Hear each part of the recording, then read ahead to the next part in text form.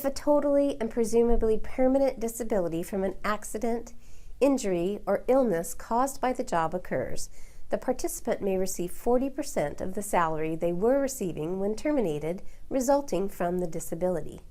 When eligible, the disability benefit converts to normal retirement.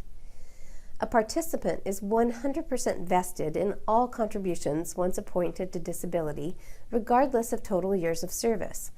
The disability benefit is not taxable. Appointment to disability is not automatic. You must file an application within 90 days of your termination date due to a disability. It is the responsibility of the participant to provide adequate medical documentation to substantiate a total and presumably permanent disability. Medical documentation is reviewed by a consulting physician who makes recommendation to the administrator.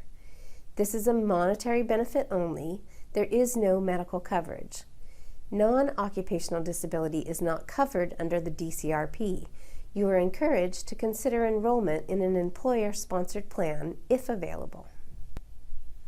This is a 100% employer-paid benefit. While a participant is receiving occupational disability or death benefits, the employer will continue to make all employer and employee contributions into the defined contribution investment account. They will also continue to make the employer contributions into the health reimbursement arrangement and towards the retiree medical. When the member reaches or would have reached 25 years of peace officer or firefighter service, or 30 years all other service, or 10 years in Medicare age eligibility, the member or survivor has access to the defined contribution account balance, the HRA account, and medical coverage. You cannot withdraw from your defined contribution account or the HRA account while receiving disability benefits. As mentioned previously, members who are appointed to an occupational disability benefit become fully vested in the employer contributions as those are made into the account. The participant still has the option to direct the funds while receiving occupational disability. In addition to the occupational disability benefit, the DCRP also has an occupational death benefit. If a participant dies from occupational causes before retirement, the survivor, meaning the spouse and/or eligible dependents, may receive 40% of the participant's monthly compensation based on the pay rate at the time of the participant's death.